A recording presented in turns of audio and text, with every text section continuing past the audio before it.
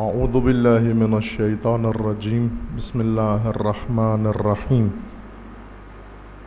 الحمد للہ والصلاة والسلام علی رسول اللہ وآلہ آل اللہ واللعنۃ الدائمۃ علی اعدائہم اعداء اللہ من یوم عداوتہم الی یوم لقاء اللہ عباد اللہ اوصیکم ونفسی بتقوی اللہ اتقوا اللہ فإن خیر الزاد التقوی۔ بندگان خدا، آپ سب کو اور اپنے نفس کو تقوی الہی کی دعوت دیتا ہوں، تقوی الہی کی وصیت کرتا ہوں، تقوی الہی کی تاکید کرتا ہوں کہ اپنی زندگی میں تقوی اختیار کریں۔ زاد زندگی خداوند تبارک و تعالی نے تقوی قرار دیا ہے، توشہ حیات انسان کا، جس کے ذریعے سے انسان نے سفر زندگی طے کرنا ہے اور منزل حیات تک پہنچنا ہے، مقصود حیات تک پہنچنا ہے۔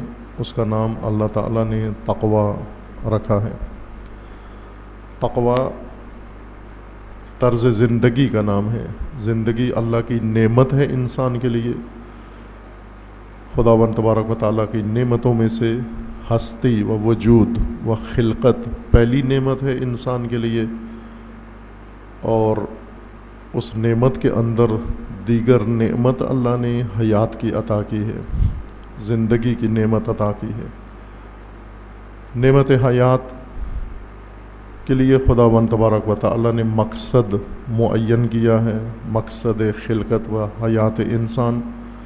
اس مقصود تک رسائی کے لیے نظام ہدایت خوبصورت، حسین و زیبا مقرر کیا ہے، مدون فرمایا ہے، اور اس کا مرکز و محور تقوی کو قرار دیا ہے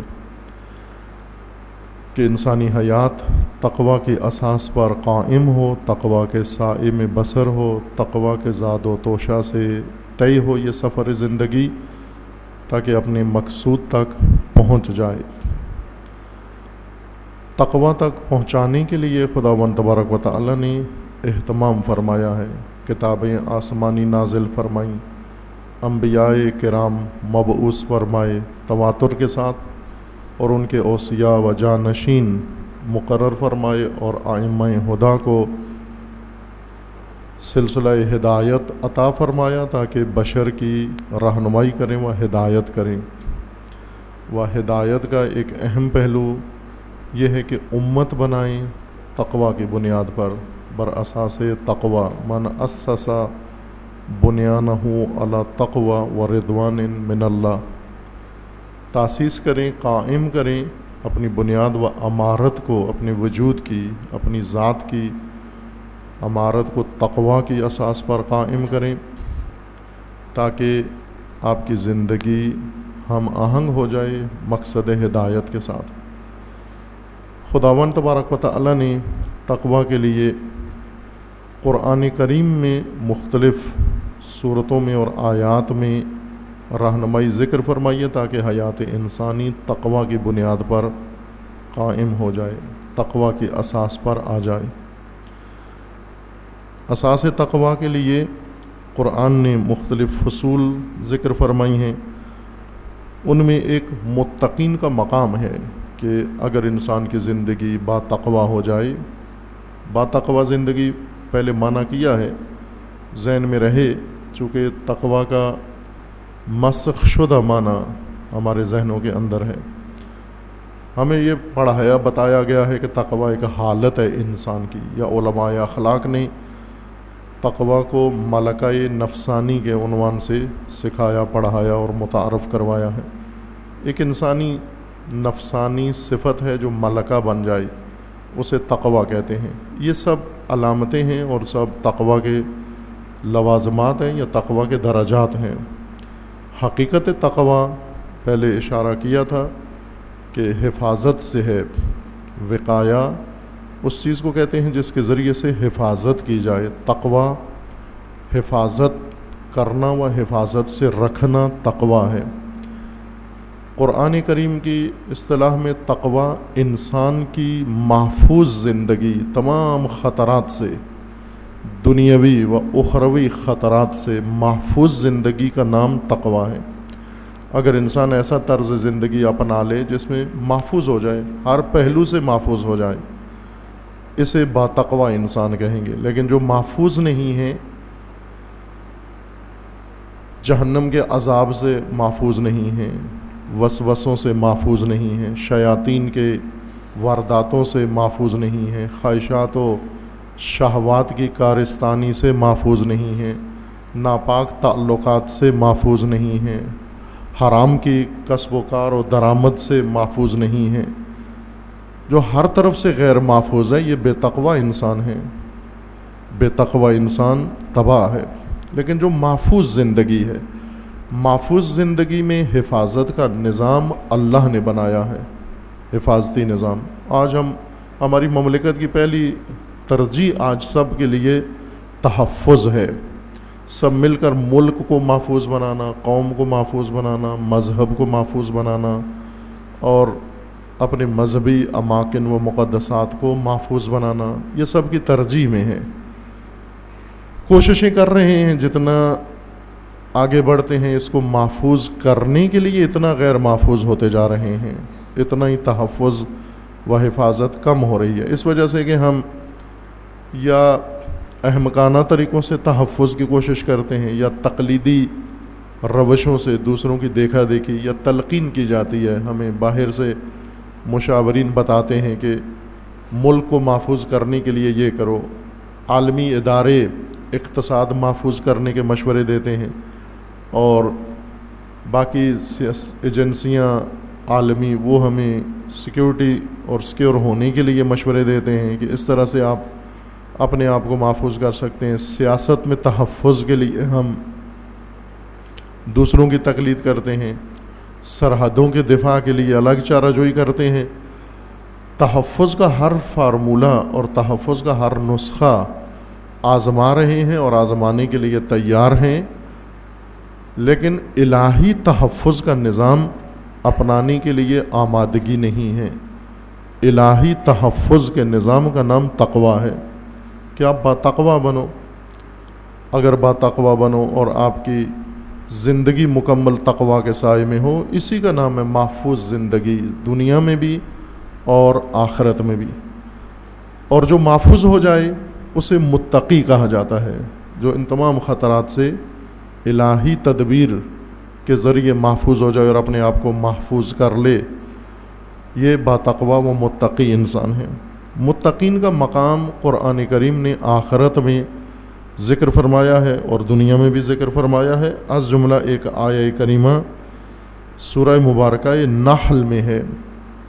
سورہ نحل کے آیہ 30 اور 31 میں متقین کا مقام ذکر کیا گیا ہے۔ اس سے پہلے جہنمیوں کا تذکرہ ہے، یعنی غیر متقیوں کا ذکر ہے۔ دوسرے لفظوں میں تقابل کیا گیا ہے باتقویٰ اور بے تقویٰ انسانوں کے درمیان، کہ بے تقویٰ جب آخرت میں جائے گا اسے کیا نصیب ہوگا، اور باتقویٰ اگر قیامت میں گیا تو اسے کیا حاصل ہوگا، کیا نصیب ہوگا۔ بے تقویٰ انسان جب قیامت میں جائے گا، آخرت و انجام و عاقبت اس کی، چونکہ قرآن میں ہے کہ ان العاقبۃ للمتقین، انجام و فرجام یہ متقیوں کے لیے ہے، عاقبت متقیوں کے ہے۔ بے تقوی انسان کی عاقبت و انجام تباہی و ہلاکت ہے، و خزی و رسوائی ہے۔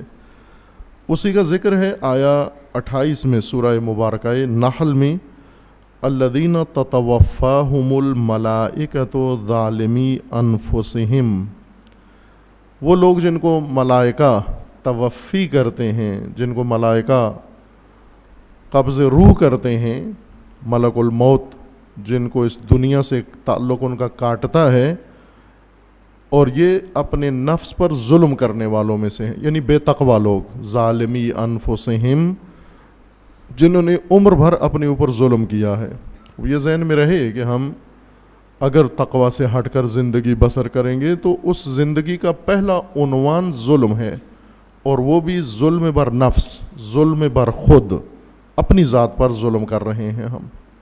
اپنی ذات کا ظلم سب سے بڑا ظلم ہے جو انسان کو جہنم پہنچا دیتا ہے، جن کو ملائکہ ایسی حالت میں توفی کرتے ہیں کہ وہ اپنے اوپر ظلم کر رہے ہوتے ہیں، اپنے آپ کو ہلاک کر رہے ہیں، اپنے آپ کو نابود کر رہے ہیں۔ فَأَلْقَوْا السَّلَمَ مَا كُنَّا نَعْمَلُ مِن سُوءٍ بَلَا إِنَّ اللَّهَ عَلِيمٌ بِمَا كُنْتُمْ تَعْمَلُونَ۔ خوب یہ آرزو کریں گے کہ ہم نے کیا تو برا ہے، غلط کیا ہے، جو دنیا میں کیا ہم نے غلط کیا، جو چال ہم چلے سو نہایت بری چلے، بقول شاعر اردو کے کہ کم ہوں گے ہم سے بدقمار اس بساط پر، جو چال ہم چلے سو نہایت بری چلے، یعنی ہم جیسے برا جوا کھیلنے والے بہت کم لوگ ہوں گے، کم ہوں گے ہم سے بدقمار اس بساط پر، جو چال ہم چلے سو نہایت بری چلے۔ جو چال چلے غلط چلے، جو چال چلے ناکامی، شکست و ذلت و خرابی و رسوائی و فساد کی چال چلے، یہ وہ لوگ ہوں گے جنہوں نے جو چال چلی غلط چلی، جو بھی انہوں نے قدم اٹھایا غلط قدم اٹھایا، جو بھی انہوں نے اقدام کیا غلط اقدام کیا ان لوگوں نے۔ خوب ایسے افراد جب وہاں پہنچیں گے اعتراف کریں گے کہ ہم نے سو کیا، غلط کیا ہے، ہم نے سیئہ بر انجام دیا، لیکن یہاں پر ہمیں امن میں رکھا جائے۔ ان کو جواب ملے گا کہ ان اللہ علیم بما کنتم تعملون، تمہارے اعمال سے اللہ آگاہ ہے۔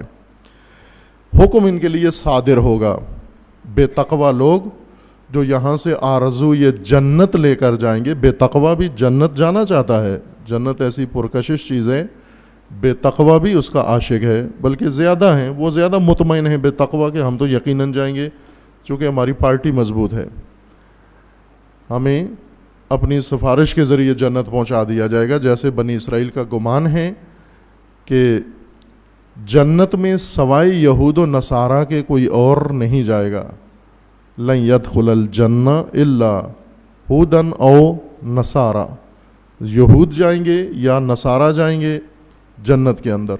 اب یہ ان کی غلط فہمی ہے کہ جنت فقط ان کے لیے ہے، یا وہ کہتے ہیں کہ ہم ہرگز جہنم نہیں جائیں گے، ہمیں جہنم کی آگ لن تمسنا النار الا ایاما معدودہ، ہمیں چند روز کے علاوہ جہنم کی آگ نہیں جھیلنا پڑے گی، برداشت نہیں کرنا پڑے گی، کیونکہ ہم اولیاء اللہ ہیں، ہم اللہ کے پیارے ہیں، ہماری پارٹی مضبوط ہے، ہمیں جہنم سے نکال لیا جائے گا۔ یہ بنی اسرائیلی ذہنیت ہے، لیکن اللہ کا فرمان ہے نہ، جنت و جہنم جانے کا معیار تقوی اور بے تقوائی ہے۔ تقوی اور تقوی جنت کا ذریعہ ہے، و تقوی جہنم کا ذریعہ ہے، طغیان آمیز زندگی، تقوی جس کے اندر طغیان ہو، تقوی جو محفوظ ہو، جو طغیان کی زد میں نہ ہو، کسی طغیانی کی زد میں نہ ہو، جو زندگی وہ محفوظ زندگی، با تقوی زندگی ہے۔ بہشت انجام ہے تقوی کا اور جہنم انجام ہے تقوی کا، تقوی کی عاقبت جہنم ہے۔ لیکن طاغی و طاغوت و اہل طغیان و با تقوی جب حشر میں جائے گا تو خدا سے یہ آرزو کرے گا کہ مجھے بھی جنت میں ڈال دیں۔ ان کے لیے حکم صادر ہوگا فادخلوا ابواب جہنم خالدین فیہا، جہنم کے دروازوں میں داخل ہو جاؤ اور ہمیشہ کے لیے، خالدین فیہا، ہمیشہ کے لیے وہاں رہو تم۔ فلبئس مثوى المتکبرین، بدترین ٹھکانہ اہل تکبر، اہل غرور کے لیے ہے، جو تکبر و غرور کا شکار ہو گئے ہیں۔ تکبر کہتے ہیں ایسی بڑائی ظاہر کرنا جو انسان میں نہیں ہے، جو نہیں ہے وہ بن جانا، یہ تکبر ہے۔ کبریائی کا اظہار کرنا، وہ انسان تو کبریا نہیں ہے، انسان خدا کے مقابلے میں ضعیف ہے، انسان محتاج ہے، فقیر اللہ ہے، اس کو نہیں جچتا کہ یہ کبریائی کا اظہار کرے۔ اور اگر ایسی ضعیف مخلوق کبریائی کا اظہار کرے، اسے تکبر کہتے ہیں، بڑائی کا اظہار کرنا۔ چونکہ طغیانی اسی سے آتی ہے، تقوی احساس کبریائی سے پیدا ہوتا ہے، میں بڑا ہوں، میں طاقتور ہوں، میں یہ کر سکتا ہوں، اس سے انسان کے اندر تقوی پیدا ہوتا ہے، طغیان آ جاتا ہے۔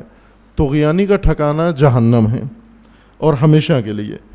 وقیل للذین اتقوا، اور جنہوں نے تقوی نہیں بلکہ تقوی اختیار کیا ہے، انہیں کہا جائے گا ماذا انزل ربکم، ماذا انزل ربکم، متقین سے پوچھا جائے گا بتاؤ تمہیں کیا ملا۔ ایک قرآن کریم کی ایک اور آیت میں مکالمہ ہے، ڈائلاگ ہے جنتیوں اور جہنمیوں کا آپس میں۔ جنتی جہنمیوں سے کہیں گے، بہشت والے، کہ ہمارے ساتھ جو وعدہ تھا وہ تو سچا نکلا، وہ تو پورا نکلا، تم بتاؤ تمہارے ساتھ جو وعدہ تھا وہ بھی صحیح نکلا، ویسا ہی ہوا جیسا تمہیں کہا گیا تھا۔ وہ کہیں گے اس سے زیادہ سختر ہے، منزل بڑی دشوار ہے۔ یہ قرآن میں تذکرہ ہے۔ بعض اوقات جہنمیوں کا آپس میں ڈائلاگ قرآن نے ذکر کیا ہے۔ جہنم میں جانے والوں سے پوچھا جائے گا خوب کیسے آئے بھائی، جہنم کیسے آ گئے تم تو نبی کی امت تھے، تم تو قرآن ماننے والے تھے، تم تو پیروکار تھے، تم کیسے جہنم میں آ گئے؟ ما سلککم فی سقر، جہنم تمہیں کیا لے آئی، کون لے آیا؟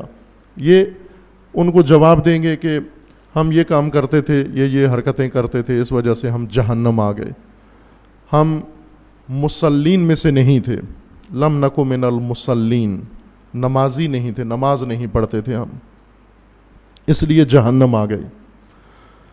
اور کیا کرتے تھے؟ ہم اطعام نہیں کرتے تھے، ضرورت مند کی ضرورت پوری نہیں کرتے تھے، اپنے لیے عیش کرتے تھے اور ضرورت مندوں کو اپنی آنکھوں سے دیکھتے تھے، مشکلات میں، دشواریوں میں، اور ان کی ضرورتیں پوری نہیں کرتے تھے۔ اور کیا کرتے تھے؟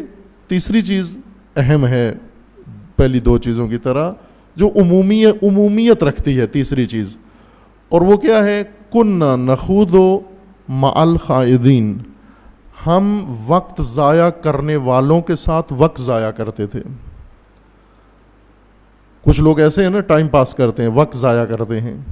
وقت ضائع کرنے سے مراد یعنی عمر گزر رہی ہے اور اس عمر کے بدلے میں حاصل کچھ بھی نہیں ہوا، ان کی عمر ضائع ہے۔ تیسرا جواب یہ جہنمی دیں گے کہ ہم وقت ضائع کرتے تھے، وقت ضائع کرنے والوں کے ساتھ، ایسے گروہ میں تھے، ایسی جماعت میں تھے، ایسی پارٹی میں تھے جن کا کام ہی وقت ضائع کرنا تھا، اپنا بھی اور ہمارا بھی، اور تضییع اوقات نے، فرصت سوزی نے ہمیں جہنم پہنچا دیا۔ بعض جگہ جہنمیوں کا آپس میں ڈائلاگ ہے، بعض جگہ جنتیوں کا جہنمیوں کے ساتھ ہے۔ اس میں سے ایک یہ کہ جنتیوں سے یہ پوچھا جائے گا ماذا انزل ربکم، تمہیں خدا نے کیا عطا کیا؟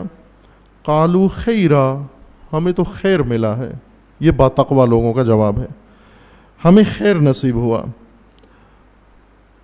قالوا خیرا للذین احسنوا فی ہذہ الدنیا حسنۃ، جنہوں نے اس دنیا میں احسان آمیز زندگی گزاری ہے۔ احسان آمیز زندگی، احسان اردو احسان کسی کے ساتھ بھلائی کرنا، وہ احسان کیا آپ نے، میں گر گیا تھا اٹھا دیا آپ نے، قرض دے دیا آپ نے مجھے، مشکل وقت میں میری مدد کی، احسان کر دیا آپ نے، یہ اردو احسان ہے۔ عربی میں قرآن کا احسان بھلائی کرنا نہیں ہے، حسن پیدا کرنا ہے، ہر کام کے اندر حسن پیدا کرنا، جو کام کرو خوبصورت کرو، زیبا کرو، ان کو کہتے ہیں محسن۔ محسن اس انسان کو کہتے ہیں جس کا وتیرہ ہے، جس کی شخصیت اور جس کا طریقہ کار ہی یہی ہے کہ خوبصورت کام کرتا ہے، کبھی بھی اس نے غلط کام تو کیا ہی نہیں، کبھی بھی اس نے بدنما کام نہیں کیا، بدصورت کام نہیں کیا، بد شکل کام نہیں کیا، جو کام کیا خوبصورت کیا اس نے، اس کو کہتے ہیں محسن۔ احسان ہر کام خوبصورتی کے ساتھ کرو، حسن ہو اس کے اندر۔ حسن سے مراد یہ نہیں کہ آپ جا کر بیوٹی پارلر میں جا کر اپنا چہرہ نائی سے حسین بنوا کے آ جاؤ، یا درزی آپ کی مدد کرے حسن میں، پاؤڈر آپ کی مدد کرے، یا کوئی فیکٹری آپ کی مدد کرے، کارخانہ حسن میں نہ۔ حسن سے مراد موزون، متناسب و متوازن، یعنی جیسا شے کو ہونا چاہیے، جیسا عمل کو ہونا چاہیے ویسا ہی عمل کرنا عمل حسین کہلاتا ہے، خوبصورت کہلاتا ہے۔ محسن یعنی ہمیشہ ہر کام کے اندر خوبصورتی پیدا کرنے والا، بات کرے خوبصورت، سنے خوبصورت، عمل کرے خوبصورت، رویہ خوبصورت، اخلاق خوبصورت، انفاق خوبصورت، کمائی خوبصورت، حسن، ہر چیز کے اندر حسن ہو اس کا۔ جنہوں نے زندگی احسان کے ساتھ بسر کی ہے، للذین احسنوا، حسن آمیز زندگی جنہوں نے بسر کی ہے، حسین زندگی بسر کی ہے، فی ہذہ الدنیا، اس دنیا میں، ان کے لیے للذین حسنۃ، ان کے لیے حسن آخرت میں منتظر ہے، ان کا انجام بھی حسن ہے، ان کو عاقبت بھی ان کی حسین ہے، حسنات ان کی انتظار میں آخرت میں ہیں۔ وَلَدَارُ الْآخِرَةِ وَلَدَارُ الْآخِرَةِ خَيْرٌ، اور یہ ذہن میں رکھ لیں کہ دنیا کا حسن اور آخرت کا حسن آپس میں قابل قیاس نہیں ہے۔ ہمارے لیے مشکل ہے، آخرت کو سمجھنا مشکل ہے، چونکہ ہم دنیا میں ہیں، دنیا کی بولی جانتے ہیں، دنیا کی زبان سمجھتے ہیں۔ دنیا کی زبان میں جب ہمیں آخرت سمجھائی جاتی ہے تو وہ دنیا ہی میں بدل جاتی ہے، ہم اس کو دنیاوی ہی امور سمجھ لیتے ہیں۔ ہمیشہ قرآن کریم سمجھتے ہوئے، دین سمجھتے ہوئے، آخرت کے بارے میں کوئی بات آ جائے تو اس کو دنیا سے قیاس نہ کریں، وہ دنیا نہیں ہے۔ دنیا الگ حقیقت ہے و آخرت الگ حقیقت ہے، فرق ہے دنیا و آخرت میں، بنیادی فرق ہے، طلباء کے بقول جوہری فرق ہے، گوہر دونوں کا الگ الگ ہے دنیا و آخرت کا۔ آخرت ہمیں یہاں بتائی گئی ہے، اس عالم میں، اس عالم کی زبان میں بتائی گئی ہے۔ غلطی ہم سے یہ ہوئی کہ ہم اس دھوکے میں آ گئے کہ چونکہ بولی یہاں کی ہے، الفاظ یہاں کے ہیں، بس اس کا مطلب ہے حقائق بھی یہیں کے ہوں گے، یعنی یہی چیزیں وہاں زیادہ ہوں گی۔ یہاں انار نہیں ملا وہاں انار ہوگا، یہاں انگور نہیں ملا یہی انگور ہوگا، یہی انگور ہے، یہاں نہیں ملا وہاں ملے گا، خوب یہاں بھوک تھی وہاں انگور ملے گا۔ نہ عزیز من، نعمتیں یہ بولی آپ کی ہے، چونکہ زبان دنیا کی ہے، آپ یہ زبان جانتے ہیں۔ اگر کوئی آ کر ہمیں پاکستان میں کوئی انگریز آ جائے، کوئی عرب آ جائے، کوئی فارس آ جائے، جب آ کے یہاں ہمیں سمجھانا چاہتا ہے تو ساتھ اپنا مترجم کھڑا کرتا ہے، بھائی ان کی بولی میں ان کو سمجھاؤ، اردو میں ان کو سمجھاؤ، فارسی زبان آدمی کی بات، عرب زبان آدمی کی بات، انگلش زبان بولنے والے کی بات انہیں اردو میں سمجھاؤ۔ اردو میں جب ہم سمجھاتے ہیں تو اس کا مطلب یہ نہیں کہ وہ معانی بھی اردو کے ہیں یا ہندی ہیں، وہ معانی عربی ہیں یا وہ معانی حجازی ہیں، وہ معانی فارس کے ہیں، وہ معانی غربی ہیں، لیکن آپ کو اردو میں منتقل کر کے بتائے جا رہے ہیں۔ یہاں ہم یہ گمان کرتے ہیں، خیال رکھتے ہیں کہ معانی کو مخلوط نہ ہونے دیں، الفاظ بے شک ہماری زبان کے ہوں، لیکن آخرت کے زمرے میں یہ غلطی ہم سے ہوتی ہے کہ آخرت کی حقیقتوں کو دنیاوی الفاظ کے قالب میں سن کر ہم سمجھتے ہیں کہ دنیا ہی ہے، وہاں پر ذرا بڑی ہے، ذرا کھلی ہے، صرف فرق کوانٹٹی کا ہے یہی سب کچھ، انار ہو، انگور ہو، چنے اور دال ہو، چاول ہو، یہ سب کچھ، دودھ ہو، دہی، یہ سب کچھ یہیں کا ہے، صرف وہاں نہریں ہوں گی، یہاں مثلا تھوڑے مقدار میں ملتا ہے، یہاں مٹکے ڈولے میں ہوتا ہے، وہاں نہروں میں دودھ ہوگا یہی دودھ جو یہاں پر بھینس سے نکلتا ہے۔ عزیز من، جب جنت میں بھینس نہیں ہوگی یہ دودھ کہاں سے آئے گا؟ وہاں سے بھینس ہوگی، ساتھ گوبر بھی ہوگا وہاں، کوئی بھینس ہے جو صرف دودھ دیتی ہو گوبر نہ دیتی ہو؟ آپ کے جنتی بھینس دودھ دیتی ہے، گوبر نہیں دیتی۔ دودھ اور گوبر ایک ہی غذا سے بنتا ہے، اگر وہ غذا نہ ہو تو نہ دودھ بنے گا نہ گوبر بنے گا۔ اگر یہ بھینس ہوئی تو پھر تو دودھ کی نہر تو ہوگی، لیکن اس سے کئی گنا زیادہ گوبر بھی ہوگا۔ اگر نہیں ہے یقین تو ادھر آئیں، لاہور ہم دکھاتے ہیں آپ کو کہ دودھ کے ساتھ گوبر کتنا ہوتا ہے وہاں پر۔ دودھ ہوگا، شہد ہوگا، یہ سب دنیا کی زبان ہے، یہ سب کچھ ہوگا، لیکن یہ حسین، یہ حسنات ہیں، یہ کیا ہے؟ للذین احسنوا، جنہوں نے یہاں حسن اختیار کیا، للذین حسنۃ، اس حسن کا ظہور اس حسن کی شکل میں ہوگا. یہ حسن وہاں حسن بن کر ظاہر ہوگا. یہ دنیاوی حسن ہے، یہ آخرت کے حسن بن کر آپ کے سامنے ظاہر ہوگا. وہ آپ سمجھ نہیں سکتے تو آپ کی زبان میں بتا دیا گیا کہ یہ چیزیں وہاں اخروی ہوں گی. انار اخروی انار، دنیاوی انار نہیں ہوگا، کندار کا نہیں ہوگا، وہ آخرت کا انار ہوگا. شجرہ طوبہ ہوگا. طوبہ، طوبہ طیب سے ہے، پاکیزگی سے ہے، طیب سے ہے، طیب سے ہے. طوبہ، شجرہ طوبہ، وہاں اس شجرہ طوبہ سے ہوگا. شجرہ طوبہ کہاں اگے گا اور کیسے پھل دے گا آپ کو؟ وہ قرآن کریم میں ہے، طوبیٰ لہم، آپ کے لیے طوبہ ہے. یہ طوبہ ارادے سے، آپ ارادہ کریں گے، جو ارادہ کریں گے. یہاں ارادہ کافی نہیں ہے، یہاں آپ کو ہاتھ بھی چلانا پڑتا ہے، دماغ بھی چلانا پڑتا ہے، پاؤں بھی چلانے پڑتے ہیں، عمل بھی کرنا پڑتا ہے. قیامت میں یہ جو کچھ چاہیں گے صرف ارادہ کرنا ہوگا، ارادہ کرنا ہوگا، اور طوبہ آپ کے ارادے سے آپ کو نصیب ہو جائے گا.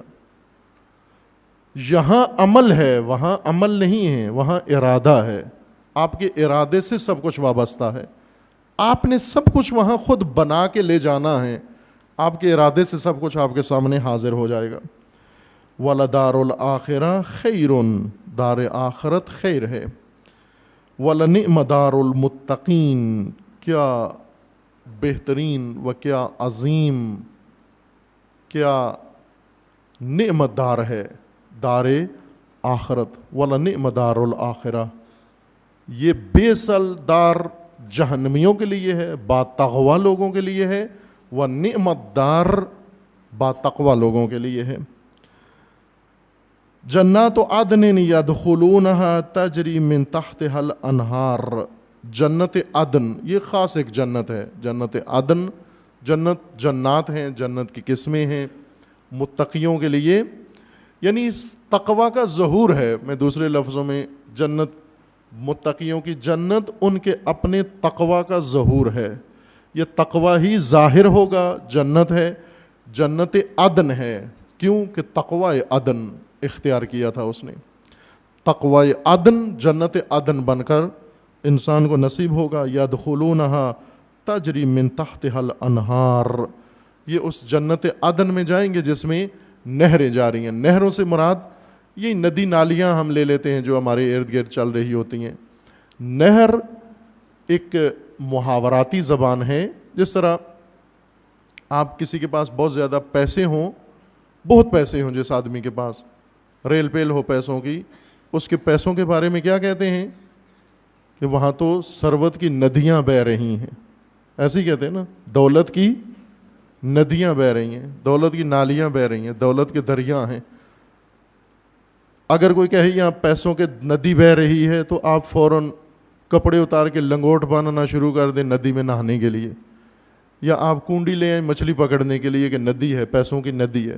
محاورہ ہے، یعنی وفور، فراوانی، زیادتی، بہتات، بہت زیادہ، اتنی مقدار میں ہے کہ بہہ نکلا ہے. یہ نہر اتنی مقدار وافر ہے کہ رکی ہوئی نہیں بلکہ بہہ نکلی ہے. نہر، دولت کی نہر، یعنی وہ سرمایہ جو جیب میں نہیں ہے، جیب سے نکل کے بہہ نکلا ہے، دوسروں تک پہنچ رہا ہے. دریا بہا دیے، نہریں بہا دیں، ندیاں بہا دیں. اب یہ سب اس لیے کہا جاتا ہے کہ آگے بڑھ رہا ہے. یعنی آپ کو جو نعمتیں میسر آئیں گی وہ ایسے نہیں ہے کہ تھیلیاں بھر بھر کے جنت میں دیا جائے گا. نہریں ہیں، خزانے ہیں اللہ کے، اور آپ کو بھی جو نصیب ہوگا وہ انہار کی شکل میں نصیب ہوگا. اور یہ انہار تقوی ہی سے پیدا، چونکہ خود تقوی نہر ہے، تقوی زاد ہے. تقوی ظاہر ہوگا آپ کا وہاں پر. جنت بنے گا، جنت عدن بنے گا آپ کا تقوی.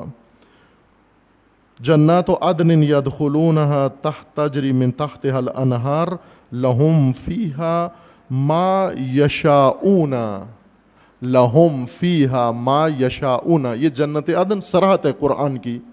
اب یہ نہ کہیں کہ یہ قرآن کی میں تفسیر کر رہا ہوں یا تعویل کر رہا ہوں، توجیہ نہیں کر رہا، قرآن کے الفاظ عیناً آپ کی خدمت میں عرض کر رہا ہوں. لہم، متقیوں کو ملے گا، ما تشاؤون، ان کی مشیت سے ان کو ملے گا، ان کے ارادے سے ان کو ملے گا، جو ارادہ کریں گے وہ ان کو ملے گا. ما تشاؤون، جو چاہیں گے، جو ارادہ کریں گے، جو مشیت ہوگی متقی کی وہی اس کو ملے گا. کہاں سے آئے گا؟ منڈی سے نہیں آئے گا، وہاں کوئی ڈپو نہیں ہوگا، کسی کھیت سے کاٹ کے اکھاڑ کے نہیں لایا جائے گا، بلکہ مشیت متقی سے وہاں پر پیدا ہوگا سب کچھ. متقی ارادہ کرے گا، جس چیز کا ارادہ کرے وہ چیز اس کے سامنے ہے. خوب ظاہر متقی ہے یہ. اب یہ نہ کہیں کہ ہم بھی وہاں پہنچیں گے، ہم ارادہ کریں گے، ان ساری حسرتیں وہاں نکالیں گے جو یہاں خوب ایسی ان شہوات سے تو انسان باتقوا نہیں ہوتا. جنت شہوت رانی کی جگہ نہیں ہے. اگر کوئی کہے کہ ارادے سے ہی سب کچھ ملنا ہے تو میں وہاں جا کر یہ ارادے کروں گا، اور اگر آپ کی یہ سوچ ہے تو تقوی ہی نہیں ہے. اگر تقوی نہیں ہے تو وہاں تک رسائی ہی نہیں ہے. تقوی انسان جب ارادہ کرے گا تو تقوی کا ارادہ کرے گا.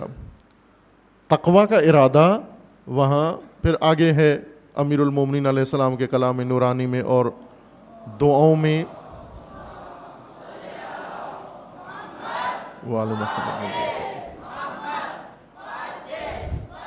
کہ وہاں پر انسان کیسے ارادہ کرے گا اور کیا ارادہ کرے گا. وہاں انسان ارادہ کرے گا اعلیٰ علیین کا، منزل قرب کا ارادہ کرے گا با تقوی انسان. ابھی یہیں دنیا میں ہی تقوی اور تقوی دو انسان اگر ارادہ کریں تو ارادے کا تقوی کا ارادہ اور تقوی کا ارادہ بالکل الگ الگ ہے. دو بھائی ہیں، دو ارادہ کرتے ہیں، ایک با تقوی ہے، ایک با تقوی ہے. با تقوی الگ ارادہ کرتا ہے، با تقوی الگ ارادہ کرتا ہے. خوب بہشت میں بھی با تقوی انسان ارادہ کرے گا، جو ارادہ کرے گا اس کو ملے گا. جو ارادہ کرے گا یعنی تقوی سے جو ارادہ کرے گا، نہ تقوی کو چھوڑ کر جو ارادہ کرے گا. کذالک یجزی اللہ المتقین، اس طرح سے خداوند تبارک و تعالی متقین کو تقوی کی جزا عطا فرمائے گا. یہ ایک سورہ و ایک آیا ہے جو تقوی کے متعلق ہے، آپ کی خدمت میں بیان کی ہے کہ انشاءاللہ خداوند تبارک و تعالی ہم سب کو تقوی کی توفیق عنایت فرمائے، تقوی کی بنیاد پر اپنی زندگی بسر کرنے کی توفیق عطا فرمائے، اور خداوند تبارک و تعالی اسی تقوی کا اجر دنیا و آخرت میں سب کو عطا فرمائے انشاءاللہ. اعوذ باللہ من الشیطان الرجیم، بسم اللہ الرحمن الرحیم. انا اعطیناک الکوثر فصل لربک وانحر ان شانئک هو الابتر. اعوذ باللہ من الشیطان الرجیم، بسم اللہ الرحمن الرحیم. الحمد للہ والصلاة والسلام علی رسول اللہ وآلہ آل اللہ، لا سیما علی امیر المؤمنین علی ابن ابی طالب علیہ الصلاۃ والسلام،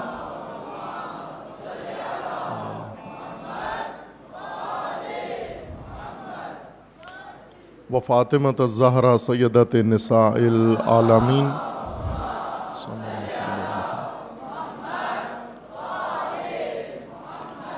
والحسن والحسین سیدی شباب اہل الجنہ و سبطی الرحمہ،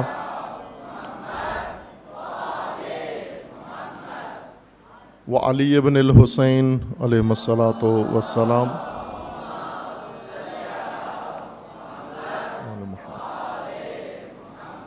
و محمد ابن علی علیہ السلام،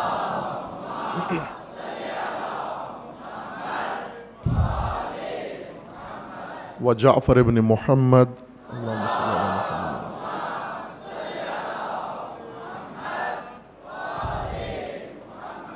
و موسیٰ ابن جعفر، اللہم صل علی محمد،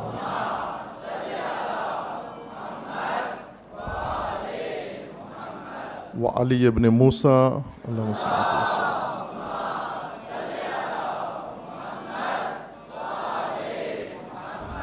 و محمد ابن علی اللہم صل علی محمد و علی محمد و علی ابن محمد اللہم صل علی محمد و علی محمد والحسن ابن علی اللہم صل علی محمد و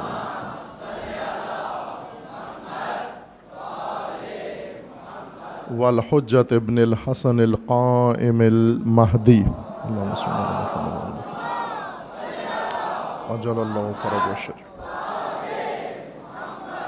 صلوات اللہ علیہ وعلیہم اجمعین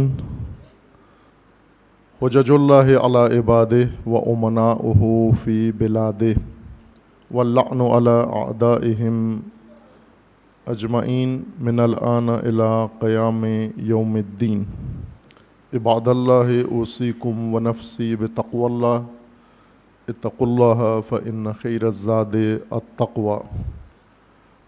بندگان خدا، آپ سب کو اور اپنے نفس کو تقوی الہی کی وصیت کرتا ہوں، تقوی الہی کی دعوت دیتا ہوں۔ تقوی اختیار کریں، دنیا و آخرت کا زاد و توشہ خدا نے تقوی کو قرار دیا ہے۔ اگر تقوی نہ ہو، تغوی آ جاتا ہے، اور تغوی ہلاکت انسانیت کا باعث ہے۔ انسان کی ساری مشکلات اس وجہ سے ہیں کہ راہ تقوی ترک کر دیا ہے، تمام معاملات زندگی میں تقوی چھوڑ دیا ہے۔ تقوی کی ہدایت کے سلسلے خداوند تبارک و تعالی نے مقرر فرمائے ہیں، جن میں آسمانی کتابیں، انبیاء کرام و ائمہ ہدیٰ ہیں، اور اسی سلسلہ ہدایت الہی کی ایک کڑی جن کا روز ولادت گزشتہ روز 11 ذی القعدہ گزرا ہے، اور یقیناً تمام مومنین نے اس یوم کو عقیدت سے منایا ہے، اور یاد امام ہمام حضرت سامن الحجج علی ابن موسیٰ الرضا علیہ الصلاۃ والسلام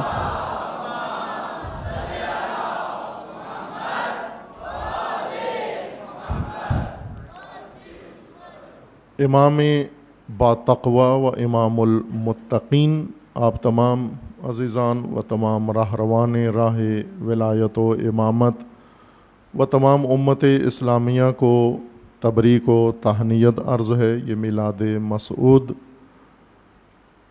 حضرت امام رضا علیہ الصلاۃ والسلام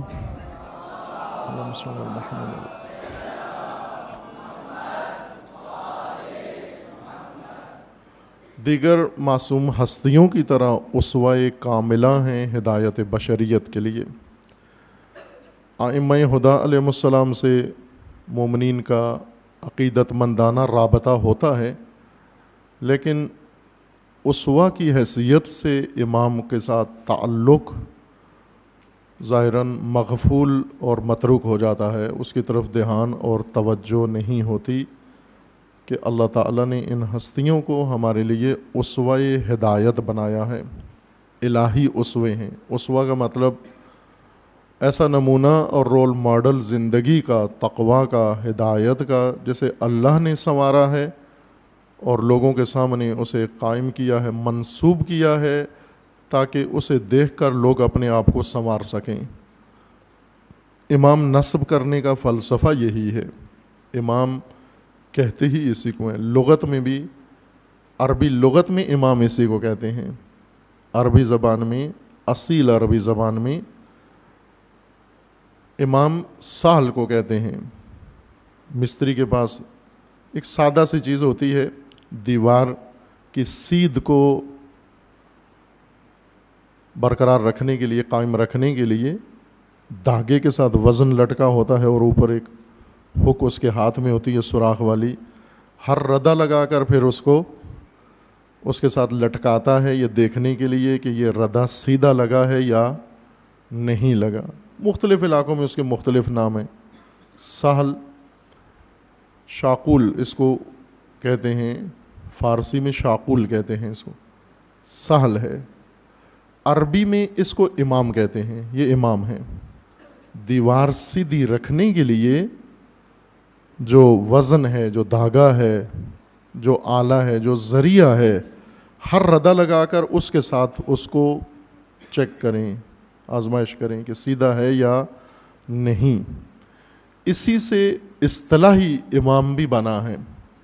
خداوند تبارک و تعالیٰ نے جن ہستیوں کو امامت کا درجہ دیا ہے، جیسے حضرت ابراہیم ہیں، وہ آل ابراہیم میں ائمہ ہدیٰ علیہم السلام ہیں، وہ بالاخص حضرت امام علی ابن موسیٰ الرضا علیہ الصلاۃ والسلام ہیں۔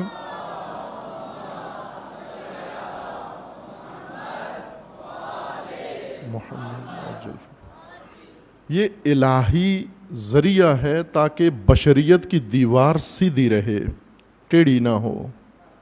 جو ردہ لگاتے ہو اس کے ساتھ موازنہ کرو، دیکھو کہ سیدھا لگا ہے یا نہیں لگا۔ یہ نہ ہو کہ آپ ٹیڑھی دیوار اپنی بنا کر اور اس ٹیڑھی دیوار پر بینر امام رضا کا لگا کر، مجلس امام رضا کی کر کے، زیارت امام رضا کی کر کے خوش ہو جاؤ کہ میں امام رضا کا پیروکار ہوں، جبکہ امام رضا علیہ السلام سے کوئی چیز آپ کی ملتی جلتی نہیں ہے۔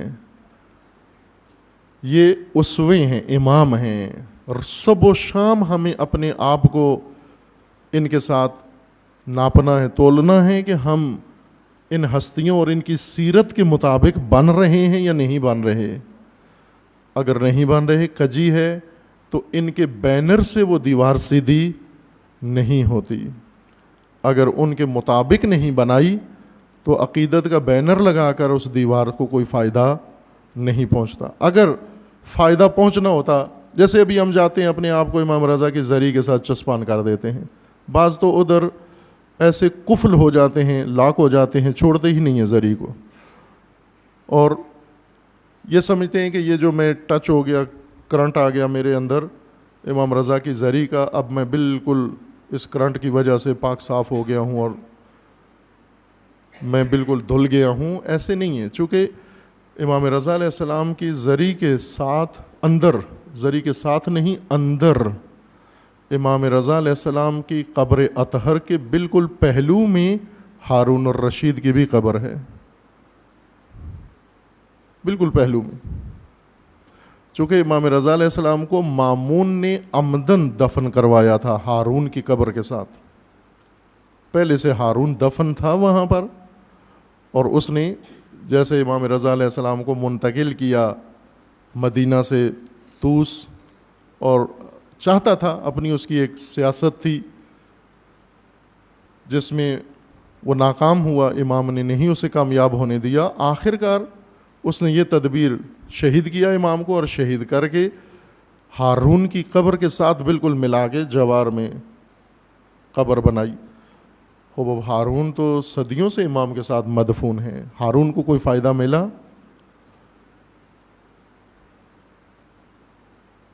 ہارون، اس کا مطلب ہے ہارون تو بخشا گیا ہوگا پھر تو نہ عزیز من۔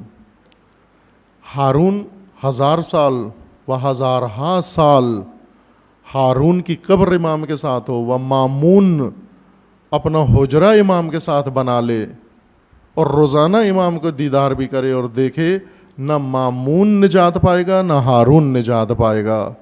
کیوں؟ اس لیے کہ ان دونوں نے امام کو اپنے لیے اسوہ نہیں مانا۔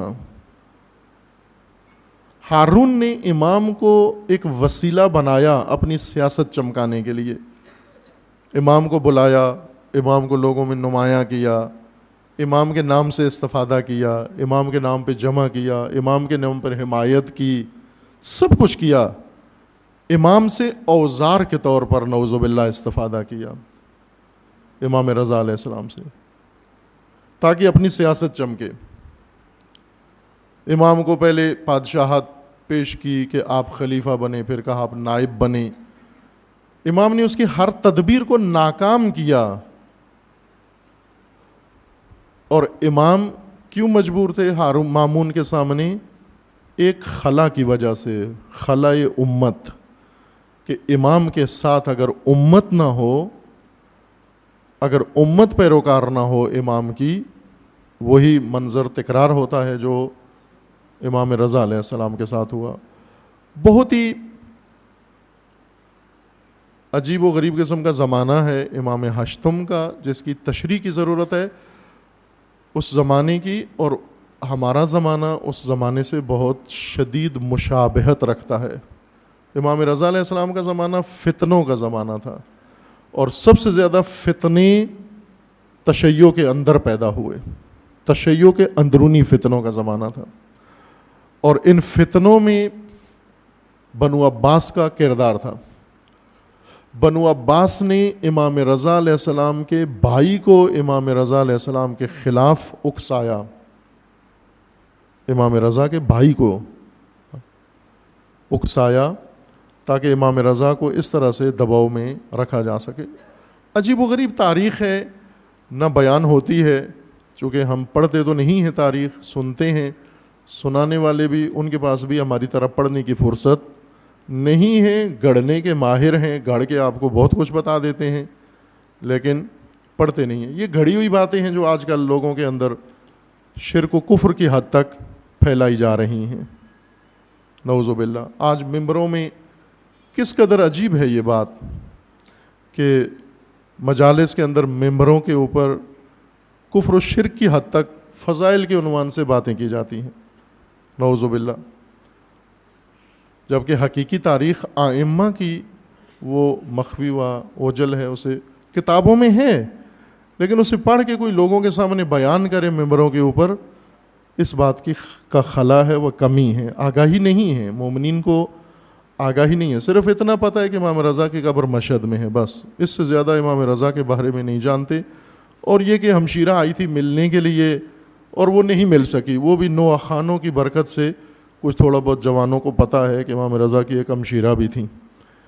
اگر یہ نوح نہ لکھتے تو اس کا بھی ہمیں خبر نہ ہوتی، لیکن علماء کا کام و عالمانہ کام رہتا ہے۔ نوح خانوں نے اپنا کام کیا جو کرنا چاہیے تھا، شاعروں نے کیا جو کرنا چاہیے تھا، خطیبوں نے کیا جو وہ کر سکتے تھے، لیکن علماء کا کام باقی ہے۔ تاریخ بیان کرنا علماء کا کام ہے، تاریخ حقیقی ذکر کرنا علماء کا کام ہے۔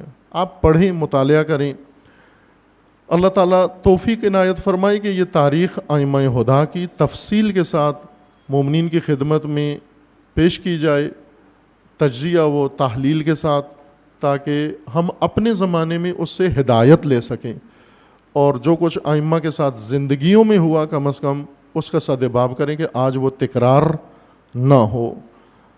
بہت ہی نشیب و فراز کا زمانہ تھا امام اشتم کا، صلوات اللہ علیہ و علی آبائہ۔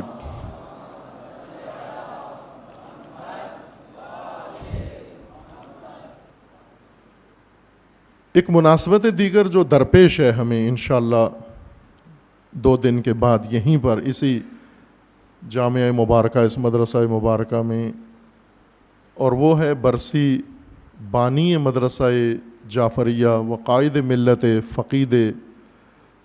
فقید ملت جعفریہ حضرت علامہ مفتی جعفر حسین آل اللہ مقامہ الشریف۔ کل ہے در حقیقت ان کی برسی 29 کو، لیکن اتوار کی وجہ سے ہم نے ایک دن آگے تاکہ مومنین کی شرکت آسان ہو جائے 30 کو یہاں پر رکھی ہے۔ در حقیقت کل ہے، آنے والے کل میں برسی ہے اس عظیم قائد کی، رہبر کی، اس پاکیزہ عالم دین کی، جس کی علمی یادگار میں آج ہمیں سعادت نصیب ہوئی ہے سب کو کہ اکٹھے بھی ہیں اور عبادت الہی میں مشغول ہیں۔ خداوند تبارک و تعالیٰ انہیں ائمہ اطہار کے ساتھ محشور فرمائے انشاءاللہ۔ خب عزیزان، قدردان ہونا چاہیے اپنے سرمایہ کا، اپنے ان ہستیوں کا جنہوں نے ہمارے لیے اپنی زندگی میں کوئی قدم اٹھایا ہے۔ مرحوم علامہ مفتی جعفر حسین رضوان اللہ تعالیٰ علیہ نے انشاءاللہ، اللہ نے توفیق دی، میں برسی کی مجلس میں عرض کروں گا اگر توفیق شامل حال رہی، کہ کیا ہستی تھی و کیا گوہر گرانمایہ تھا ہمارے پاس، جس کی قدر ہم نے نہیں جانی و فراموش ہو گئی یہ شخصیت ہم سے۔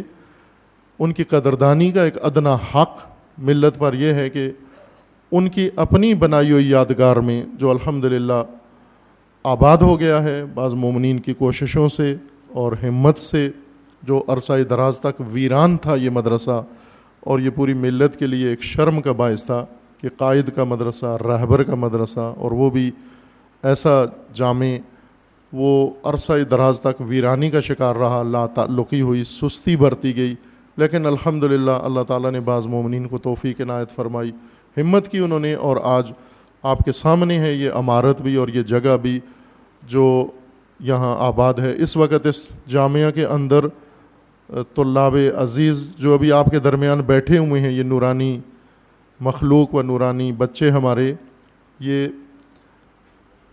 اس وقت گنجائش نہیں ہے ہمارے پاس مزید داخلے کے لیے، چونکہ ہاسٹل تھوڑا ہے، چھوٹا تھا، وہ فوراً ہی بھر گیا۔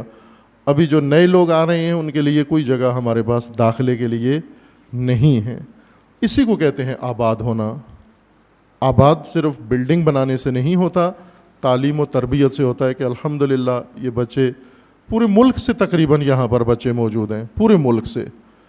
آپ کہہ سکتے ہیں کہ پارچنار سے لے کر کراچی تک یہاں بچے موجود ہیں، ہر علاقے کے بچے موجود ہیں، ہر صوبے سے بچے موجود ہیں، ہر شہر سے بچے یہاں موجود ہیں، اور بہترین ہم نے انتخاب کیے ہیں۔ جو ڈھیلے تھے انہیں لاہور روک لیا ہے، اور جو ان میں سے بہترین تھے انہیں ہم نے یہاں پر انتخاب کر کے، اور اساتید ان کے اور ان کے جو ٹیچرز ہیں، اور 2 تعلیم حاصل کر رہے ہیں یہ بچے یہاں پر۔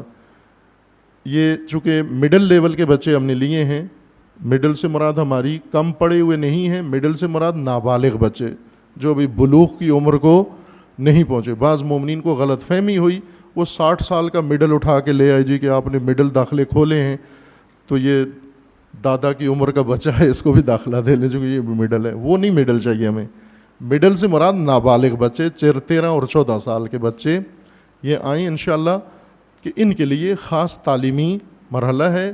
یہ اسکول بھی پڑھ رہے ہیں، 9ویں 10ویں کا کورس بھی کر رہے ہیں، انشاءاللہ پاس کریں گے۔ ان کے اساتید محنت کر رہے ہیں ان کے ساتھ، اور ساتھ ہی حوزے کی تعلیم بھی حاصل کر رہے ہیں یہاں پر۔ یہ اشارہ کیا کہ مرحوم علامہ مفتی جعفر حسین کی یہ یادگار الحمدللہ احسن طریقے سے آباد ہے۔ یہ مسجد یہ پہلے شاید آپ نے دیکھی ہوگی کہ اس کے اندر آنا مشکل تھا، یہاں تک پہنچنا، لیکن آج الحمدللہ آپ ایک آسودہ ماحول کے اندر اس میں عبادت نماز جمعہ میں مشغول ہیں۔ یہ بھی اللہ تعالیٰ کے لطف و کرم سے ہے، اور مومنین کو خدا نے جو توفیقات عطا فرمائی ہیں انہوں نے یہ آباد کر دیا۔ اب عوام کا فریضہ رہتا ہے، عوام کا فریضہ یہ ہے، جن کی توفیقات تھی انہوں نے اپنا کام کر دیا، عوام کا فریضہ یہ ہے کہ اپنے رہبر کی قدردانی کریں، ان نعمتوں کی قدردانی کریں، ان مراکز کو آباد کریں، اور عوامی مرکز بھی ہے یہ، اور عوامی مواقع پر عوام اس کے اندر بھرپور شرکت کریں۔ مفتی صاحب کے اس اپنے مدرسے کے اندر آئیں اور سالانہ یوم وفات پر آ کر خراج عقیدت و تحسین پیش کریں اپنی حضور سے، تمام مومنین انشاءاللہ بھرپور طریقے سے، اور جو ظاہر پروگرام کے جو انتظامات ہیں ان میں بھی حصہ لیں، اور جو ملکی حالات ہیں اس کے پیش نظر حفاظت کا بھی انتظام کریں، اور سارے امور انشاءاللہ مومنین سے تقاضا ہے کہ اتوار کے روز انشاءاللہ 30 اگست کو یہاں ظہر کی نماز کے بعد پروگرام شروع ہوگا اور عصر تک رہے گا، یہ شام تک انشاءاللہ اس میں شرکت فرمائیں۔ باقی مراحل انشاءاللہ اسی برسی کے روز انشاءاللہ آپ کی خدمت میں مرحوم علامہ مفتی جعفر حسین رضوان اللہ تعالیٰ علیہ کی شخصیت کے بارے میں اور ان کی خدمات کے بارے میں عرض کروں گا انشاءاللہ۔ مطلب دیگر عزیزان، جو آپ کی خدمت میں شروع کیا تھا ایک موضوع کہ پاکستان دہشت گردی کی زد میں ہے، اور اس وقت حکومت اور سرکاری اہلکار دعویٰ دار ہیں کہ ہم ملک کو دہشت گردی سے پاک کر رہے ہیں۔ خوب ظاہر ہے کہ یہی وقت ہے کہ دہشت گردی سے متعلق ہم بھی اپنے موقف کا اظہار کریں، چونکہ دہشت گردی کا سب سے بڑا شکار و نشانہ تشیع ہے، شروع ہی اسی کے لیے کی گئی تھی۔ یہاں سے آپ کی خدمت میں اشارہ کیا تھا کہ دہشت گردی سے مقابلے کے لیے اگر اس کے جاڑیوں اور اس کی شاخوں اور پتوں سے مقابلہ کریں گے، جڑیں نہیں کاٹیں گے، تو کبھی بھی دہشت گردی ختم نہیں ہوگی۔ صرف پتے جھاڑنے سے معاملہ حل نہیں ہوگا۔ اس وقت ملک واقعاً اس آفت کی زد میں آج نہیں بلکہ 30 سال سے ہے، اور 30 سال سے غفلت برتی گئی ہے، خاموش بیٹھے رہے ہیں. یہ سب موجود تھے جو آج دعوے رکھ رہے ہیں کہ ہم ملک کو آج دہشت گردی سے پاک کریں گے. خوب کل کیوں نہیں پاک کیا؟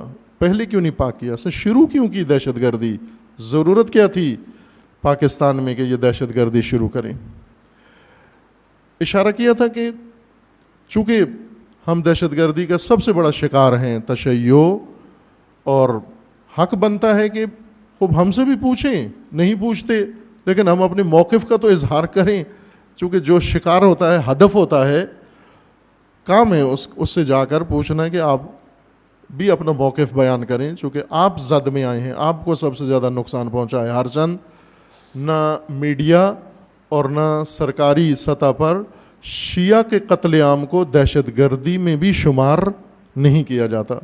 جیسا میں نے اشارہ کیا کہ آپ پڑھ لیں، کالم اور آرٹیکل پڑھ لیں، جب دہشت گردی کے واقعات کا ذکر کرتے ہیں تو اس میں پشاور اسکول پر حملہ، فلاں سرکاری محکمے پر حملہ، فلاں سرکاری پوسٹ پر حملہ، یہ دہشت گردی ہے. لیکن شیعہ امام بارگاہ پر حملہ، شیعہ مسجد پر حملہ، شیعہ شخصیت پر حملہ، اس کو سرے سے دہشت گردی شمار ہی نہیں کرتے. کم از کم میرے مطالعے میں نہیں آیا کہ کسی رائٹر نے ان سارے واقعات کو دہشت گردی میں، حتیٰ صفورہ گوٹ کراچی اسماعیلی بس پر حملے کو کہتے ہیں یہ دہشت گردی ہے، لیکن باقی امور کو جو شیعہ مثلا امامیہ مسجد پشاور ہے، شکارپور ہے، کراچی ہے، اور ہر شہر پاکستان کا، اس میں ذکر تک نہیں کرتے کہ یہ بھی دہشت گردی ہے. ایک نقطہ یہ ہے کہ دہشت گردوں سے مقابلہ اور ہے، دہشت گردی سے مقابلہ اور ہے. بظاہر جو نظر آ رہا ہے دہشت گردوں سے مقابلہ ہو رہا ہے، دہشت گرد پکڑے جا رہے ہیں، دہشت گردوں کے اوپر چھاپے مارے جا رہے ہیں، دہشت گردوں کے اوپر دباؤ بڑھایا جا رہا ہے. دہشت گرد اگر پکڑ بھی لیں تو دہشت گردی ایک الگ حقیقت کا نام ہے. دہشت گردوں کے خاتمے سے دہشت گردی ختم نہیں ہوتی، لیکن اگر دہشت گردی ختم کر دی جائے تو دہشت گرد ختم ہو سکتے ہیں. یہ ہو سکتا ہے. دہشت گردوں کے گروہ توڑنا یا دہشت گردوں کے نیٹ ورک توڑنے سے دہشت گردی اپنی جگہ قائم رہے گی، کیونکہ دہشت گردی کی اپنے عوامل ہیں، اس کے اپنے روٹس ہیں، اس کے اپنے جڑیں ہیں، انہیں کاٹنے کی ضرورت ہے. یہیں پر میں ضمناً اشارہ کر دوں کہ دہشت گردوں کے اب دہشت گردی کے خلاف مقابلے کے لیے ایک اسٹریٹجی بنائی گئی ہے جو قبول نہیں ہے، درست نہیں ہے، اس سے اور زیادہ خرابی پیدا ہوگی، اور وہ حکومت کی بیلنس اسٹریٹجی ہے، بیلنس پالیسی. بیلنس کا مطلب آپ سمجھتے ہیں صاحب، آپ کو پتہ ہے کہ ابھی اس وقت پکڑ دکڑ شروع ہے، مومنین کو پکڑا جا رہا ہے، کئی شہروں میں علماء گرفتار ہوئے ہیں، اور کئی علماء کی گرفتاری کے لیے منصوبے بنا رہے ہیں کہ جن میں سر فہرست مولانا امین شہیدی صاحب ہیں، کہ جن کو ایک جعلی ایف آئی آر کے ذریعے ان کے خلاف ایف آئی آر کا انہوں نے ضمانت کروائی، اور کل ان کی ضمانت منسوخ کر دی گئی ہے. راولپنڈی عاشور کے واقعہ میں ان کے خلاف کٹوائی گئی. اور اس طرح سے خوب اگر یہ دہشت گردی کے خلاف مقابلہ ہے، بعض اور شہروں کے اندر خبر آئی ہے کہ وہاں سے کچھ مومنین کو گرفتار کیا گیا ہے. کس بنا پر؟ تاکہ کوئی یہ نہ کہے کہ یک طرفہ کارروائی ہو رہی ہے. دہشت گردوں کہتے ہیں دہشت گردوں کے خلاف کارروائی ہے، لیکن اس کے ساتھ ساتھ ہمیں شیعہ پکڑنا بھی ضروری ہے. کیوں ضروری ہے؟ تاکہ یہ تاثر نہ ملے کہ یک طرفہ کام ہو رہا ہے. دہشت گرد بھی پکڑیں گے اور جن پر دہشت گردی کی جاتی ہے انہیں بھی پکڑیں گے، تاکہ ہمیں کوئی یہ تہمت نہ لگائے کہ ہم یک طرفہ کام کر رہے ہیں. بندگان خدا، یہ کیا بیلنس ہے آپ کر رہے ہیں کہ قاتل کو بھی پکڑیں گے، مقتول کو بھی پکڑیں گے، تاکہ کوئی ہمیں یہ نہ کہے کہ ہم جانبدار ہیں، صرف قاتل پکڑا ہے آپ نے. یہ تو جانبداری کر رہے ہو آپ صرف قاتل پکڑ کر. یہ بیلنس پالیسی، یہ غلط پالیسی ہے، یہ نقصان دہ پالیسی ہے کہ کوئی بھی اگر دہشت گرد پکڑا گیا، بیلنس کرنے کے لیے ساتھ ایک دوسرا بھی پکڑنا ہے، تاکہ ہمیں کوئی یہ نہ کہہ سکے کہ آپ یک طرفہ کارروائی کر رہے ہو. یہ ناانصافی ہے، یہ بے عدالتی ہے، یہ ظلم ہے. یہ ارہاس ہے، یہ خود دہشت پھیلانا ہے۔ بھلے جو مجرم ہیں، جو ملوث ہیں، حق بنتا ہے ان کو پکڑنے کا، قانون جن کو مجرم سمجھتا ہے، لیکن محض بیلنس کے ذریعے کہ اگر کوئی مارا جاتا ہے کوئی پولیس مقابلے میں یا غیر پولیس مقابلے میں، پھانسی لگتی ہے، بیلنس کرنے کے لیے ادھر سے بھی ایک کو لگانا ہے۔ اب یہ کیوں؟ یہ کہاں کا قانون ہے؟ یہ اس سے دہشت گردی ختم نہیں ہوگی، بلکہ اس سے دہشت گردی زیادہ اوج پر چلی جائے گی، بلکہ دہشت زیادہ پھیلے گی۔ وہی طبقہ جو پہلے دہشت گردوں کی زد میں تھا، اب اس طرح قانون کی زد میں اس کو لانے کے لیے یہ ارہاس ہے، نہیں ہونا چاہیے۔ آغائے شہیدی پر جو ایف آئی آر کاٹی گئی ہے بلا مدرک بلا مستند، صرف ایک اتہام کی بنیاد پر، خوب اس طرح سے کسی بھی شخصیت کے خلاف کوئی بھی جا کر دعویٰ دائر کر دے اور بغیر شواہد کے، بغیر ثبوت کے، اور پھر ان کی گرفتاری کے لیے اقدام کر دیا جائے یا ان کی ضمانتیں منسوخ کر دی جائیں، یہ ظاہراً درست نہیں ہے، اور بیلنس پالیسی تبدیل ہونی چاہیے۔ ظاہر ہے شیعہ انہوں نے صبر سیکھا ہے، کربلا سے ابھی تک کہتے بھی ہیں ہم نے صبر سیکھا ہے۔ صبر یہ ہے کہ مارتے رہو، کرتے رہو، دباتے رہو، ہم چپ کر کے کسی عزا خانے میں رو لیں گے اور اس لیے اپنے آپ کو ڈھارس دے لیں گے۔ نہ عزیزان من، اس کو نہیں کہتے صبر، کہ ہم کسی عزا خانے میں چپ کر کے سکوت کے ساتھ رو لیں گے اگر کوئی بھی نقصان ہو جاتا ہے۔ پاکستان کے وفادار ہیں شیعہ، پاکستان کے بنانے والے ہیں شیعہ، پاکستان کے ہر مرحلے میں شریک ہیں شیعہ، اور ان کا حق بنتا ہے کہ انہیں تحفظ ملے اس مملکت کے اندر، اور ارہاب و دہشت نہ دہشت گردوں کی طرف سے ہو اور نہ اہلکاروں کی طرف سے ہو۔ جو علماء پکڑے گئے ہیں انہیں رہا کیا جائے، جو مومنین پکڑے گئے ہیں انہیں رہا کیا جائے۔ محض بیلنس کرنے کے لیے یہ درست نہیں ہے یہ کام۔ دہشت گردی ختم ہوگی جب دہشت گردی کے اصولوں کو ختم کیا جائے گا، اس کی جڑوں کو ختم کیا جائے گا، اس کی بنیادوں کو ختم کیا جائے گا، اس وقت دہشت گردی ختم ہوگی ملک سے۔ سب چاہتے ہیں، سب سے زیادہ شیعہ چاہتے ہیں کہ دہشت گردی ختم ہو۔ وزیر داخلہ نے ایک بہت ہی حوصلہ افزا بیان دیا ہے، 2 دن پہلے اخبار میں شاہ سرخی بنا، کہ اب اس ملک میں پاکستان میں کسی اور کو کافر کہنے کی اجازت نہیں دی جائے گی۔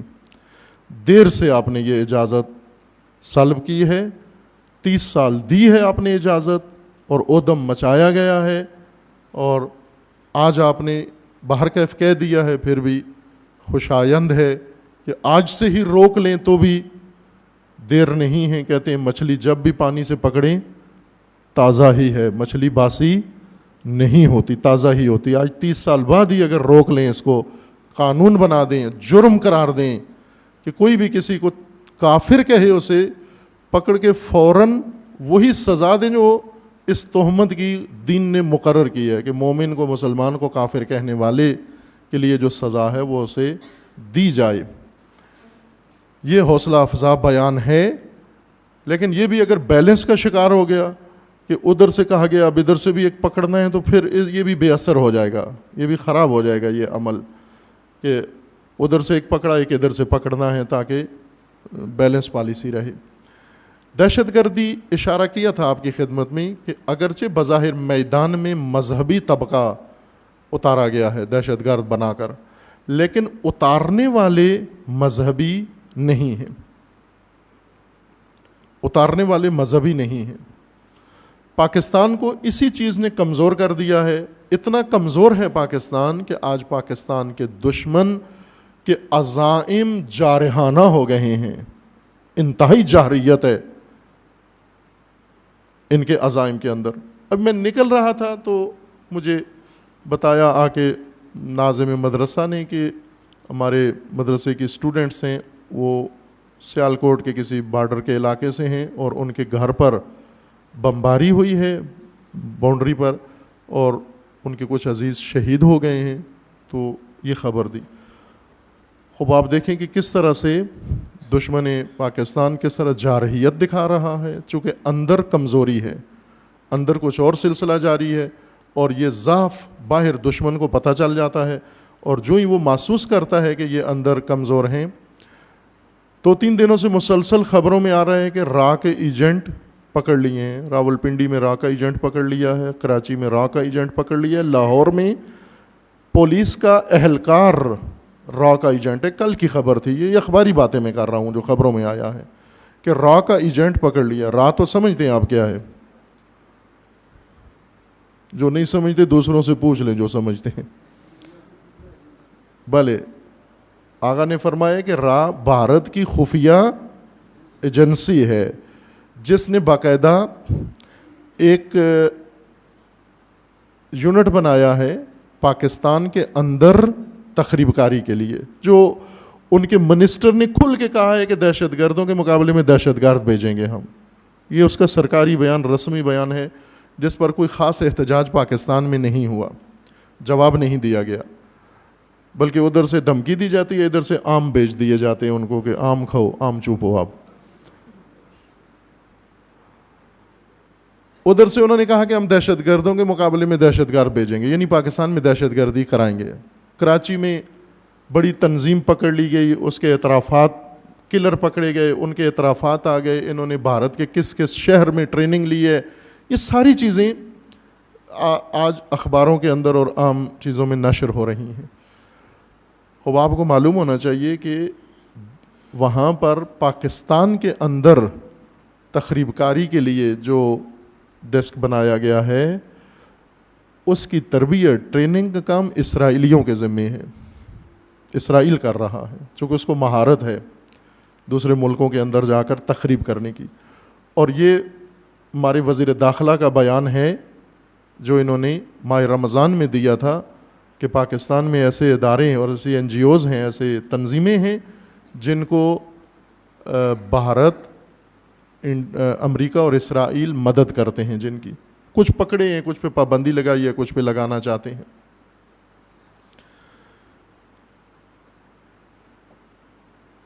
اس قدر جارحیت ان کے اندر کیوں پیدا ہوئی؟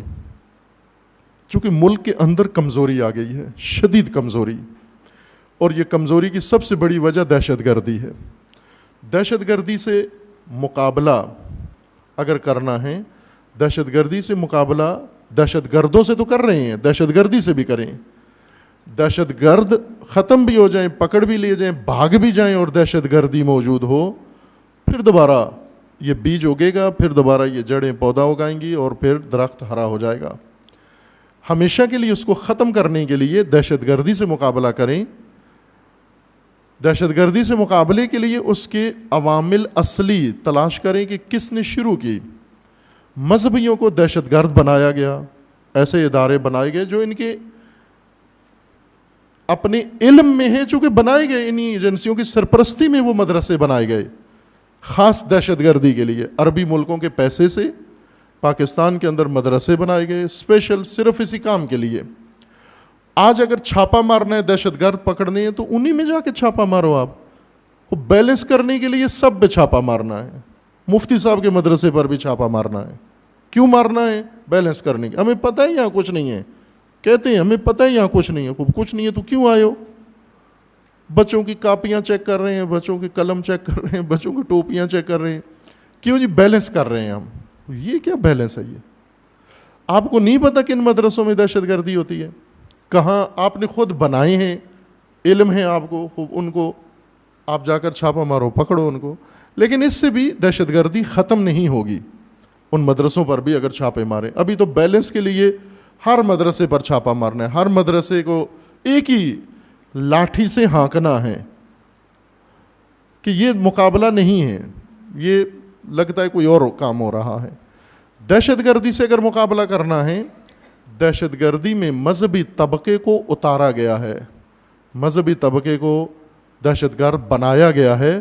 بنانے والے مذہبی نہیں ہیں، غیر مذہبی ہیں. آپ توجہ کریں کہ جو را کے ایجنٹ پکڑے گئے، مثلا لاہور سے پکڑا گیا ہے، یہ اخباروں میں آئی ہوئی باتیں میں کر رہا ہوں، کوئی سیکرٹ باتیں نہیں ہیں. لاہور سے را کا ایجنٹ پکڑا گیا، کراچی سے پکڑے گئے، اور شہروں سے پکڑے گئے. خوب یہ سارے کس ملک کے رہنے والے تھے؟ یہ ایجنٹ جو را کے پکڑے ہیں جی، ان میں ایک بھی بھارتی نہیں تھا، سارے پاکستانی تھے. جتنے را کے ایجنٹ پکڑے ہیں کوئی انڈین نہیں ہے، پاکستانی ہیں. یہ پکڑے ہیں، یہ پاکستانی اسٹیٹ کے خلاف ملوث تھے، ان کے کارروائیاں پکڑی گئیں، دیکھا گیا ایجنسیوں نے کارروائی کر کے ان سے پروف بھی لے لیے، ممکن ہے اعتراف بھی لے لیں.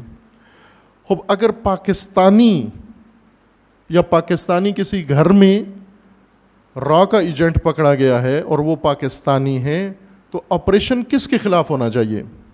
یہاں سے یہ حقیقت سمجھ لو کہ پاکستانی جب کسی کا ایجنٹ بن کے کام کرتا ہے اور آپ چاہتے ہو کہ یہ دہشت گردی یہاں ختم ہو جائے، تو پاکستانیوں کے خلاف آپریشن کرنے سے دہشت گردی ختم نہیں ہوگی. جس نے اس کو ایجنٹ بنایا ہے، جس نے اس کو جاسوس بنایا ہے، جس نے اس کو خائن بنایا ہے، اس کی جڑ کاٹو جا کر.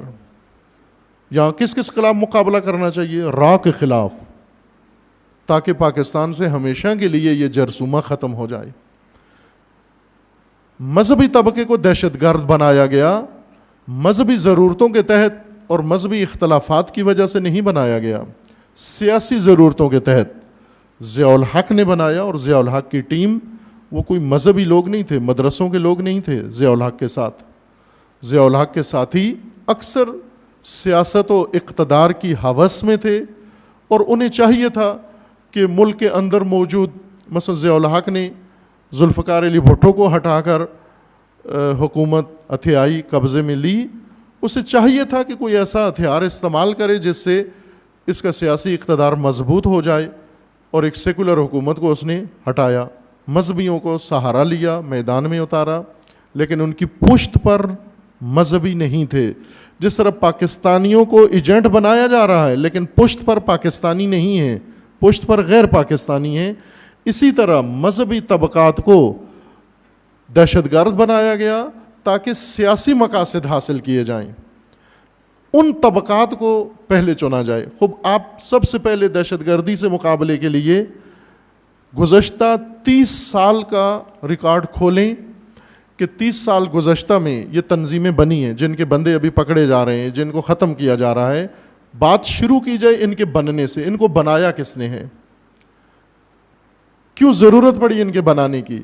جس نے بنایا ہے ان میں سے کچھ لوگ زندہ ہیں ابھی، ان سب کے اوپر کیس چلایا جائے. آپ دیکھیں ابھی بھی ہٹلر کے ساتھی جنہوں نے جنگ عظیم شروع کروائی تھی اور یورپ میں یہ جنگ ہوئی جس کی وجہ سے بہت نقصان ہوا، آج بھی عدالت قائم ہے، ابھی بھی عالمی عدالت قائم ہے.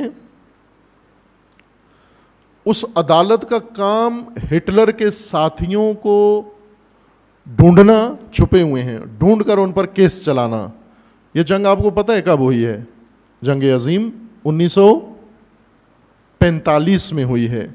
1945 کی جنگ کے مجرموں کو آج 2000 کی دہائی میں بھی اسے چھوڑا نہیں گیا. تلاش کیا جا رہا ہے کہ کون لوگ تھے جرمنی میں جنہوں نے پورے یورپ کو آگ میں دھکیل دیا. ایک ایک کر کے پکڑتے ہیں.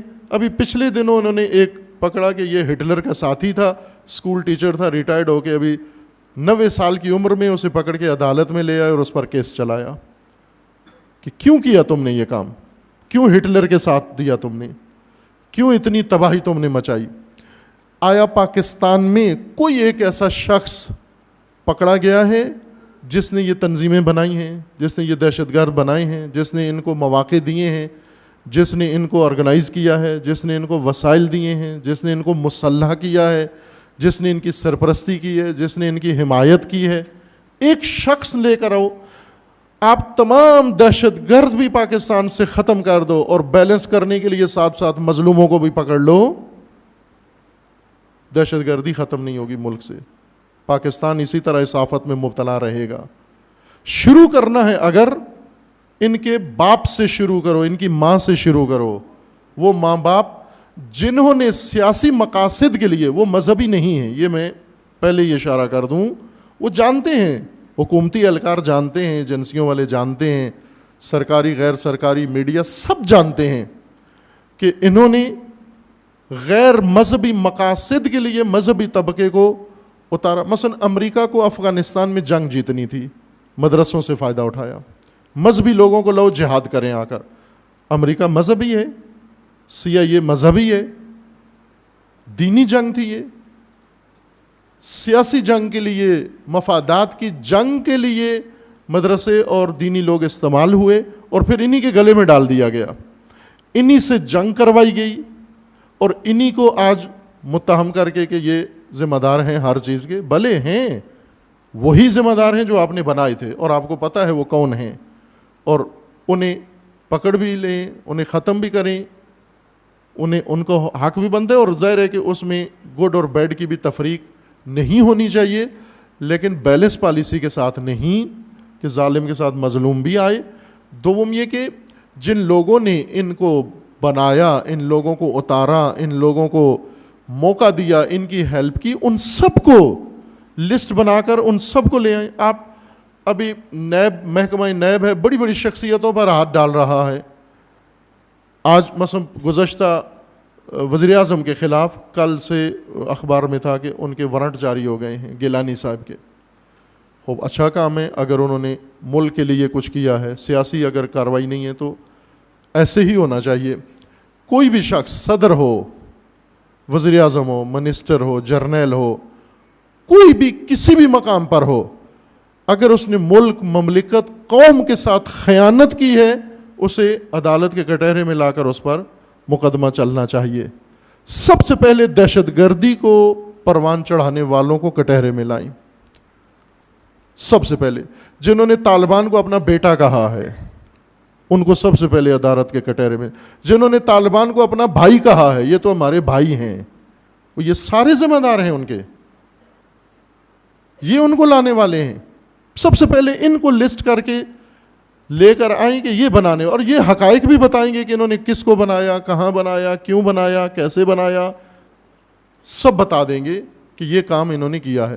اگر اس طبقے کو نظر انداز کر کے جنہوں نے دہشت گرد پالے ہیں, توجہ کریں, دہشت گردی کے ذمہ دار نہیں ہیں,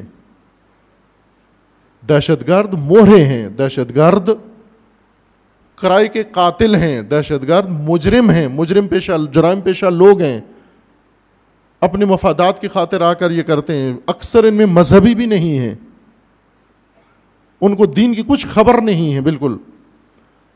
دہشت گردی ان لوگوں کا نتیجہ ہے, ان کے عمل کا, جنہوں نے سیاسی مقاصد کی خاطر پاکستان کو اس جہنم میں اور اس آفت میں دھکیلا ہے. ان کے خلاف سب سے پہلے اقدام کریں, وہاں سے شروع کریں. آپ ان کو لائیں, تعارف کریں, میڈیا تعارف کروائے ان کا, بتائے قوم کو کہ یہ ہیں لوگ. وہ آئیں, ان کو صفائی کا موقع دیں, آئیں اپنی صفائی پیش کریں. کیوں کیا انہوں نے؟ بعضوں نے اپنی میڈیا پہ صفائی پیش کی ہے, اعتراف کیا ہے کہ یہ ہم نے لشکر بنائے ہیں.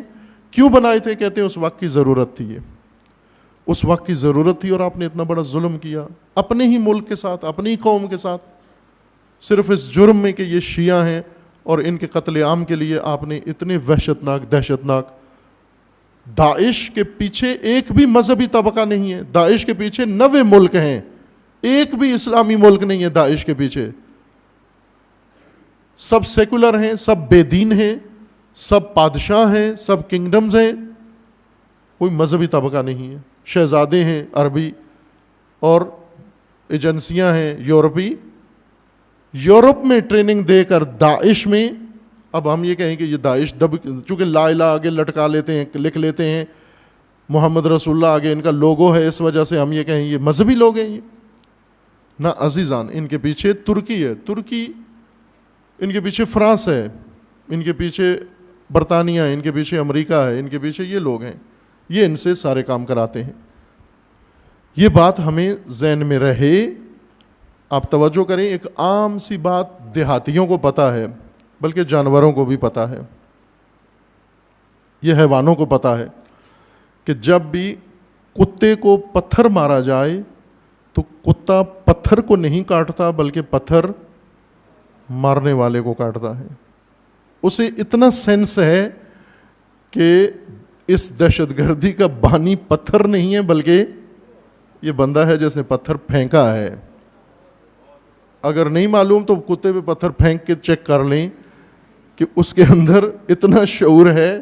وہ پتھر کے پیچھے نہیں جاتا مگر یہ کہ پاگل کتا ہو. پاگل کتا پتھر کو کاٹتا ہے, لیکن اگر سالم کتا ہے وہ پتھر مارنے والے کے پیچھے جاتا ہے. یہاں پر اتنا سینس اس حیوان کے اندر موجود ہے. پاکستان کے اندر یہ آگ جلانے والے ملک کے اندر بھی ہیں باہر بھی ہیں, سب کے نام واضح کیے جائیں تاکہ پتہ چلے قوم کو کہ یہ اصل مجرم قوم کے یہ ہیں.